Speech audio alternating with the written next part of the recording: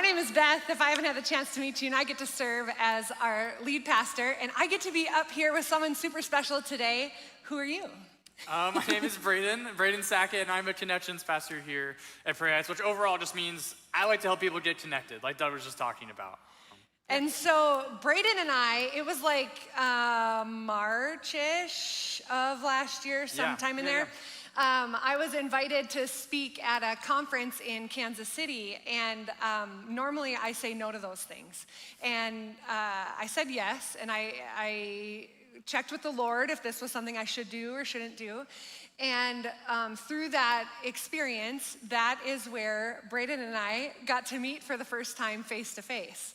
We were looking at hiring people at Prairie Heights, and someone had told me through the grapevine of connections that I had that there's this guy who loves Jesus, and he's going to be graduating. You're going to get to hear more details of his story here in just a little bit. But him and I went up on, what was it, like the second level of some conference room? Yeah, and sat on the floor upstairs. There wasn't even chairs to sit down. We just sat on the floor and got to know each other. And the first thing I noticed was that he was wearing a sweater from like the early 90s, which was like a sweater that my mom would have bought me because I have 4 older brothers and she didn't know how to dress a girl. Yep. And so when I saw him with that, I'm like, we gotta hire him. Like, he is so cool. Go thrifting, right? Yeah, he thrifts. He's a thrifter. I'm like, this guy is so much cooler than the rest of us. Let's get him on board. And what we found out, obviously, the Lord led them here. You'll hear about that. But what we found out is even more than that. This guy is who he says he is. It's a guy who he is centered in his walk with the Lord. He doesn't get shaken by too much. Obviously, he's human, but he knows his identity in Jesus. And it's awesome to be a part of the team with him. So I'm so glad you're here. Way to follow Jesus, and we couldn't be more thrilled. And so today, we're in a series called Stay Close. We're in part 5, and I am so excited that you're gonna get to hear from Braden, our Connections pastor. So let's give it up for our Connections pastor. Thank you, Beth, thank you. But yeah, my name is Braden, and I'm a connections pastor here, which means a variety of things, but the number one thing is I like to get people connected. So if that's you and you're thinking about maybe I want to just meet some more people, I'd love to talk to you, our team would love to talk to you, no matter what. We just love to meet you. But yeah, my name is Braden. I also have a wife. I am married, which is a good thing, And I'm married to my wonderful wife, Marissa. She's over there. You might see her up on stage leading worship. You might see her back serving in kids. Maybe she'll meet you too. But either way, we actually just moved here to Fargo just about a year ago now, coming up on. Next week is a year ago, which is crazy. Because we met Beth at that conference, and then when we moved here, we got married, 2 weeks later, moved here. So just a whirlwind of a time, and there were a lot of worries that came along with that. I mean, if anybody who's ever moved anywhere, you know the worries that come along with that. It's, where are we even going to live? Are we even going to fit in with the culture there? That was one of our biggest worries. Or where were our new friends going to come from? We had a lot of thoughts that were like, I don't know what's gonna happen. We don't know this place. We don't know any people here really, but we're just gonna try it out and see what happens. And the studies are also showing that worrying is just becoming more and more of a thing. The American Psychological Association came out with a study 2 years ago saying that 43% of adults feel more anxious than last year, which is up from 37% the year before that, and which is up from 32% the year before that, which basically means overall that more and more people are feeling more and more anxious every single year.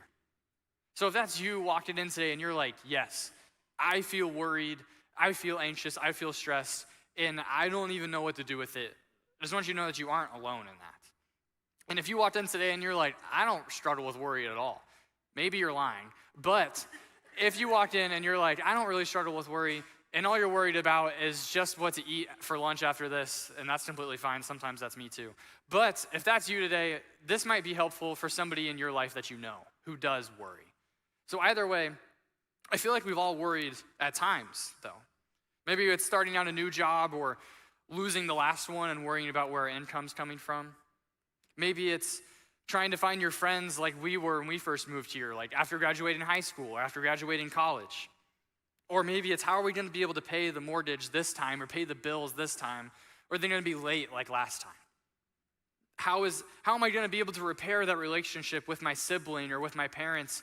And I'm just worried, spiraling, thinking about those things.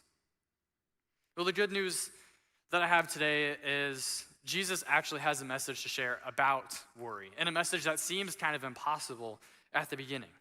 But we're in this series, Stay Close, as Beth is just talking about, in which all summer long we're trying to stay close to Jesus. Through our actions every week, through the Bible reading plan that we're currently doing, reading through the first 4 books of the New Testament, Jesus' life, we're trying to stay close to Jesus and be intentional about that. And today we're looking at the book of Luke, which is actually the 3rd book in the New Testament, and it tells the story of Jesus' life. And the author, his name was Luke, and he was actually a really educated guy. He was really smart, he was a doctor, he cared about the evidence, and he cared about the facts. So when he was beginning to start about writing about Jesus' life, he decided that he was going to do some research before starting. And that is how this book came to be, telling the story and the history of what Jesus did. But today, we're in the book of Luke, and we're going to be in chapter 12, where Jesus is teaching a bunch of people. He's out teaching the everyday Joe, he's teaching the normal person, but he's also teaching the religious leaders. So he's teaching the really smart people and just the people who didn't know much about him at all. And as Jesus is teaching, as he's going on and telling people all of these wise things, there's this guy who interrupts him. And he's like, Jesus, tell my brother to give me the inheritance. He's basically just telling Jesus, tell my brother to give me all of his money. Because this guy is greedy, I guess. I don't know why he chose to interrupt him, but he did. And that is just interrupts Jesus right on the spot.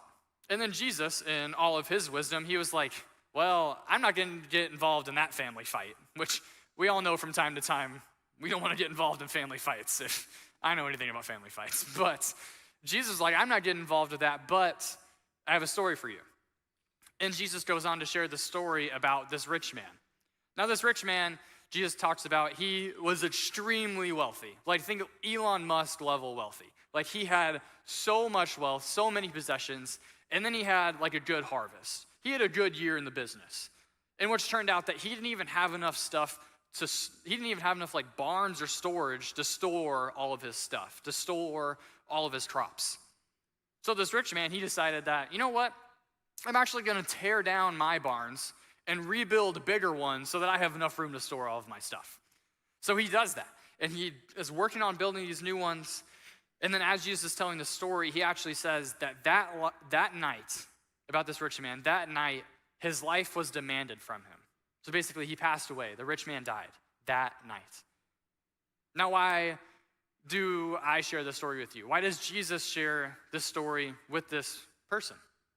It's because right after he tells the story of this rich man, that we get our truly I tell you moment. That we get our moment that, as we've been going through the Stay Close series, we've been focusing on these moments where Jesus says, truly I tell you, or therefore, which are like the moments that we just really need to listen in. Like, these are the moments where Jesus is like, what I'm about to say is actually really important. And Jesus says this, he says, therefore I tell you, do not worry about your life. After this long story, Jesus says, do not worry about your life, whether you eat or about your body or what you will wear. For life is more than food and the body is more than clothing. Now, is Jesus just saying like, sure, you might have problems in life, but just don't worry. Everything's gonna be fine. Like, have you ever had somebody that you share something like vulnerable with them and you're like, actually, my work is extremely stressful right now. Or this project I'm working on, I don't even know if I'm gonna be able to get it done. Or my kid is moving across the country and I don't know how to deal with that. I don't know what to do. I'm just feeling really worried. And then the person across from you is like, well, don't worry. Like, everything's gonna be fine. Like, it's gonna be all right. Like, just rub some dirt on it. Like, it'll be fine. It'll be fine. And you're like, I just shared something really vulnerable with you. And you're like, then everything's gonna be fine? And it's like, sure, everything might be fine, but that really wasn't what I was looking for right now. It kind of just feels dismissive at times, which I know I'm guilty of. Now, is Jesus being dismissive that way? Is he kind of saying like, just don't worry? Like, you have problems, but don't worry, it's gonna be okay. I don't think that that's what Jesus meant at all. Now, the story is about the rich man. The story is about him and building down his barns and Jesus saying, do not worry, are actually deeply connected. Because the rich man was greedy. And greed fears not getting enough, while worry fears not having enough. While the rich man was greedy and was like, I need to build more, I need more stuff. Worry fears, what if I don't have enough to begin with? Do you feel like you don't have enough? That you're worried like you might run out of whatever it may be? So Jesus goes on to share in the story about how the birds are provided for and the flowers are provided for. And then Jesus says this. He says, do not set your heart on what you will eat or drink. Do not worry about it. For the pagan world runs after all such things, but your Father knows that you need them. But seek his kingdom, and these things will be given to you as well. Now, Jesus seems to repeat himself here, like, do not worry about it. Like, he's getting his point across. Like, he's like, do not worry about it. But I want to point out that these moments of Jesus saying, do not worry, there is a slight nuance here. In this Jesus saying, do not worry about it, he's actually painting a picture for everybody listening. He's painting a picture, if you can imagine it, like somebody suspended, just like hanging in the air. And you're just like kind of stuck, not really knowing where to go. And the way that everybody would have understood it at the time would have been like a ship being tossed around at sea. Like if you can just imagine like a ship, no anchor, just kind of like floating back and forth at the mercy of the waves or wherever the ocean's going to take him. That's kind of what Jesus was talking about, this worry. It's like just a ship in the middle of the ocean. Now, Dr. John Bechtel, now he's a theologian and New Testament professor, he says this about this instance Jesus is talking about. He says, if you put your focus there on the material things of the world, you will constantly swing from the heights into the depths. Every time you get good news, you'll be elated.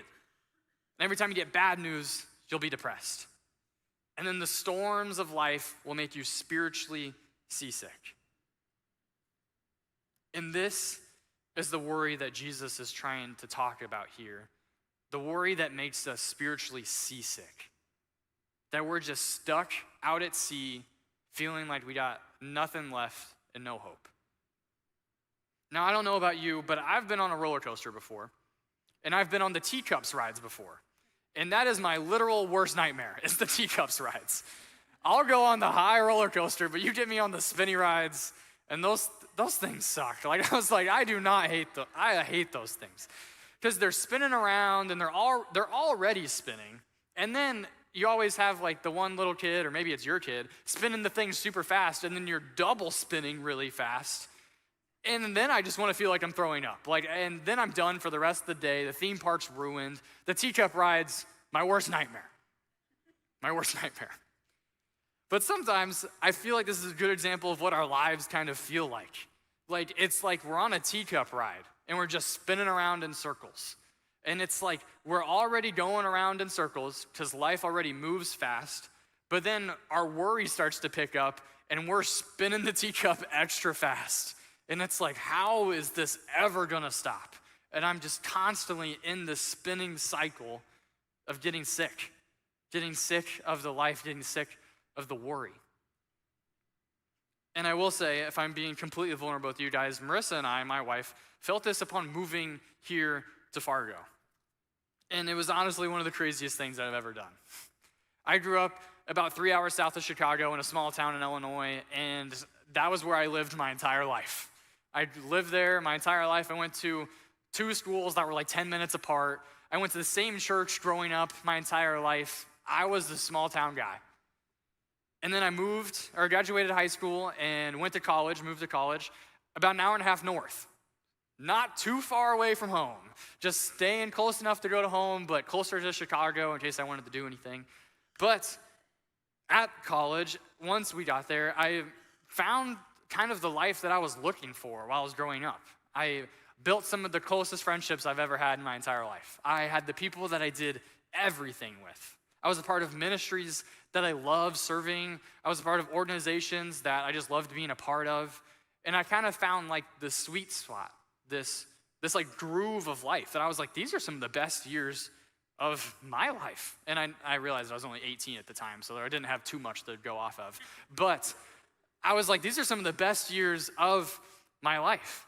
And some of you guys can probably relate to that feeling, like the good old days. You know, like you think back to like, oh, like the good old days. Or some of you guys who like watch The Office, you know, like Andy Bernard's quote, like, I wish there was a way to know that you were in the good old days before you have actually left them. Like, some of you who watch The Office know that quote. But it's like the good old days. It's that feeling of, oh, I just looked back on this and this was just the best time of my life. And for some of you, I'm sure that time for you is like the feeling when you had all the freedom in the world, that you could just go and do whatever you wanted, and you're like, oh, let's go get ice cream today, or let's go to the Bison game today, and you have all the freedom and the responsibility, and those are your good old days. Or some of you, it's the early years of marriage right before everything starts to get crazy, or before kids come, or maybe some of you, it's the career that you're in right now, but before all the pressure that came in, that when you just got in and you were just loving it right when you got there, and you were like, those were the good old days. Or some of you are feeling like you're in that season right now, that you're like, every time I get to watch the kids as a grandparent, and you're like, these are the best days of my life. And that's where I was at this time. I was in what felt like my best days. And then my senior year came along to college, and I knew that I was going to have to graduate and find a job. I knew I was going to have to move somewhere. I had to face the idea of moving somewhere because I studied ministry in college, so I knew that I was going to have to find a church to serve at. But little did I know that was going to mean God challenging me of moving to Fargo, North Dakota, a place that I didn't know existed yet, being completely honest. And that was a challenge for me, and that was a challenge for us. We were engaged at the time, actually, and that was something that was going to impact her life as well. Like, as I think about where we're going to move to, I'm impacting where she's going to live as well. And me taking a position at a church called Prairie Heights is something that was going to change the trajectory of where we were going. And in the middle of it, God spoke. We prayed and we asked, and we just continued to just walk down the line. God just continued to open the door and the opportunity of meeting Beth at a conference and sitting up on the floor. And we just continued just to walk the path and see, like, God, is this right for us? Like, in the midst of all of our worries, is this what you want us to do? And then the question that came is, are we really going to trust God and move to a place where we had to completely restart? Move to a place where we had no friends, really. We didn't know where we were going to live. We never rented an apartment before that. We were just like, I don't even know how to do this, let alone we're not even here in the first place. How are we going to live here? These worries were real that we had. But we had to face the idea, are we going to trust God and see what's going to happen? Or are we going to stay in the worry, in the anxieties, and the fear, and miss out on what God could do?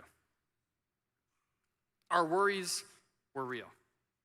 And I'll be honest and say that just because I'm up here talking about it today doesn't mean like I'm cured of worrying. It doesn't mean that I don't worry at all anymore. And it doesn't even mean that moving here to Fargo was like solved after that. And that was a daily choice that we had to make every single day. And we still do have to choose to trust God in that.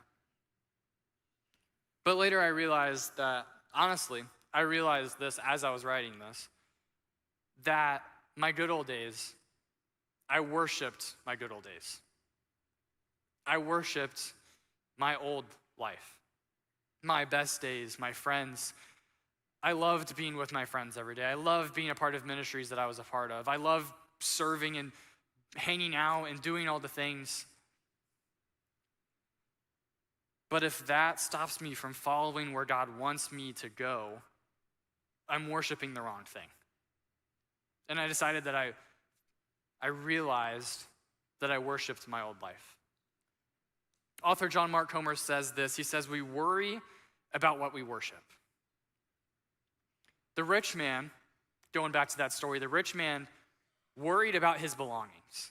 Where am I going to store all of my things? How do I fit all of this in my stuff? He worried about his belongings.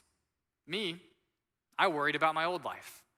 I worried about where are my new friends going to come from if I leave my old ones? Where am I going to live if I'm not living where I am now? I worried about leaving my old life. So my question for you today is, what do you worry about? What are you worshiping?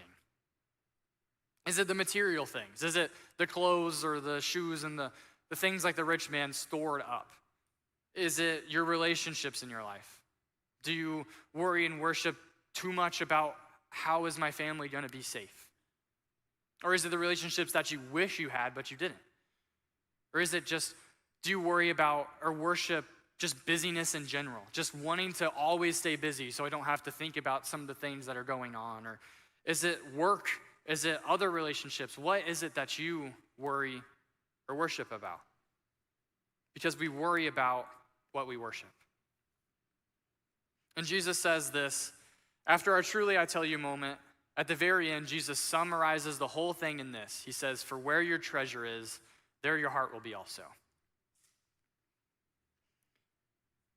And the shift here is when Jesus becomes your treasure, you stop worrying about if you have enough, and you start thinking about who can I give to?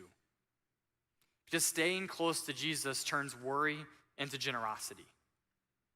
When we worship things like the material things, or we worship things like the relationships we have in our life, or even just our comfort in general, it creates in us a desire to worry about those things, a desire to think about where is the next thing going to come from, what happens if it goes away.